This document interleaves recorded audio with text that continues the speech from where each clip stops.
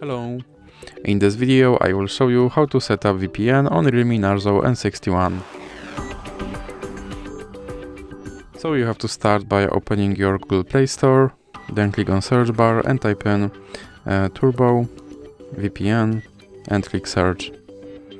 Now you have to select this application and click install. Now click open, then click agree and continue.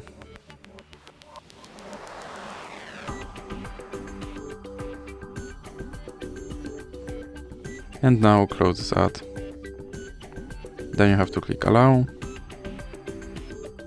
and click consent. Now you have to click on this button to start your VPN and click OK. Now you can close this ad, and as you can see I'm connected to VPN in Canada.